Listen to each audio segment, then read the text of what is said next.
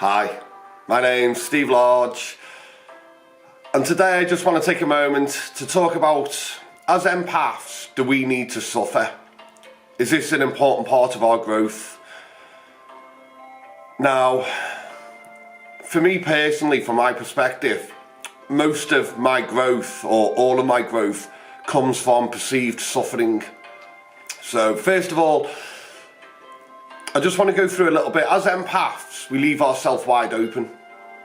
We leave ourselves open for ridicule and many other stuff, and a lot of the time this doesn't even have to be verbal or physical ridicule. It can be emotional ridicule via energy and vibration. So sometimes people do this via their understanding. So if they're mind-based and we talk about what we understand and our perspectives about love and peace and energy, they won't understand this, so their energy betrays this, because they'll think, what's this guy on about?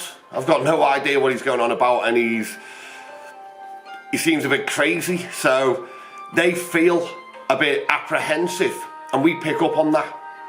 So just because we feel awkward around people, or we feel other people's awkwardness, should I say, it doesn't necessarily mean it's them.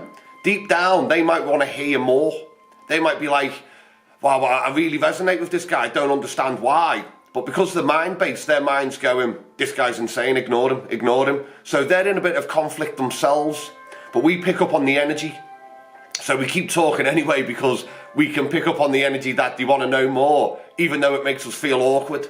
Now, this is why a lot of situations we go into, we don't like public spaces and things like that, because we pick up on this all over the place. So, as I spoke about in previous videos, this is why it's important for us to understand our energy and protect our energy. So this enables us to go out into these situations and shine and help these people who want it, regardless if they put out an energy saying they don't, or they think we're crazy. This is mind-based by them. Now,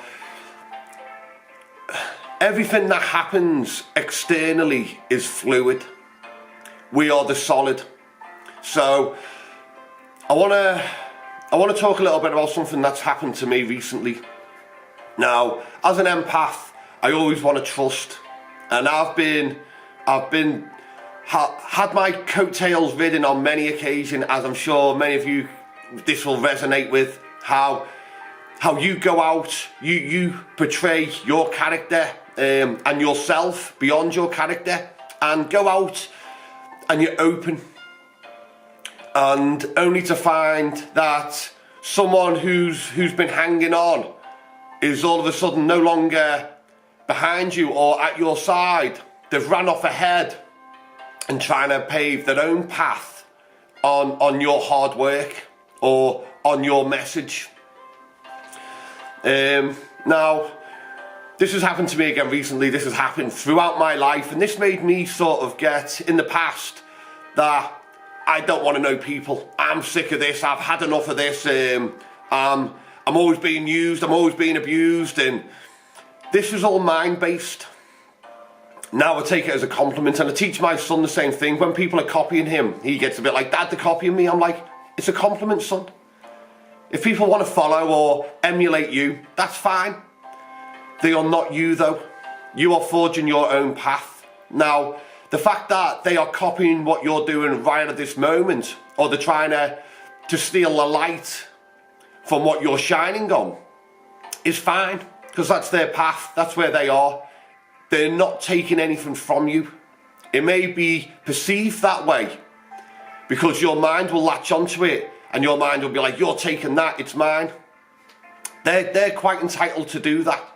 What we have to do is to understand their behaving from their level of consciousness. They are panicking, they are seeing you achieving, and they want that for themselves.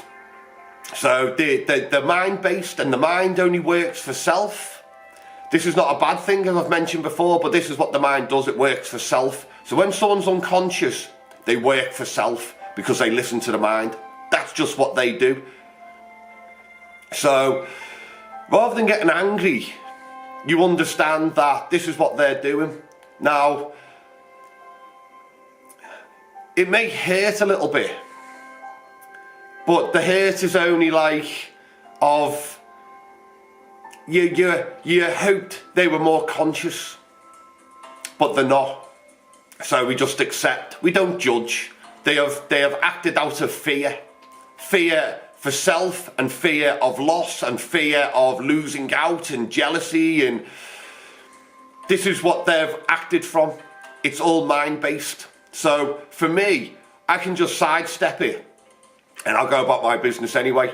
I am still on my path. Regardless of what they have done, I am still on my path. Now, if this means I've had a little kink in my path and I've had to go to the side a little bit and go a different way, then I just look at the lesson I need to learn. Maybe the direction I was heading to straight on my path wasn't the direction I should have been doing. So maybe I was, up before my alarm. So yeah, maybe the direction I was going in wasn't quite the direction I needed, so I needed to veer off a little bit to the left and go straight, or a little bit to the right and go straight.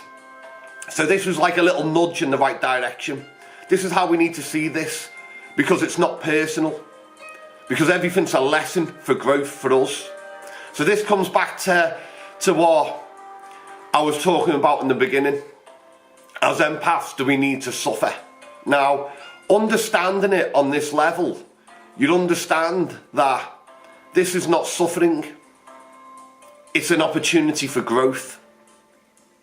So, from my perspective, if I need to grow and to get where I need to get, I need these signs and I need these experiences to push me in the right direction, to help build the character that I need to build in the matrix, the system, to get where I need to get. So every perceived suffering is a learning curve. Now this goes across the board in everything, in death, when loved ones die and stuff like that.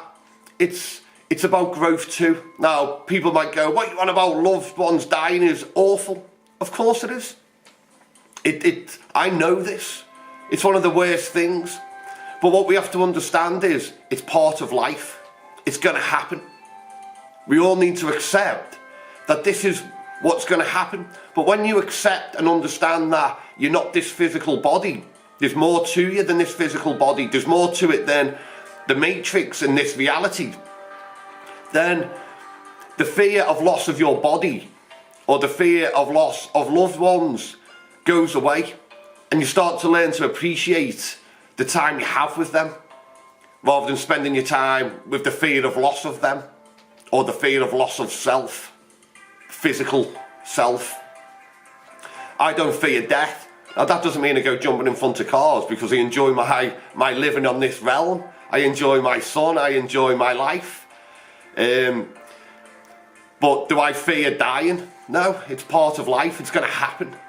It's crazy to fear dying, but your mind latches onto, this is me. Because once you die, your mind dies. So of course your mind fears dying, because your mind will go.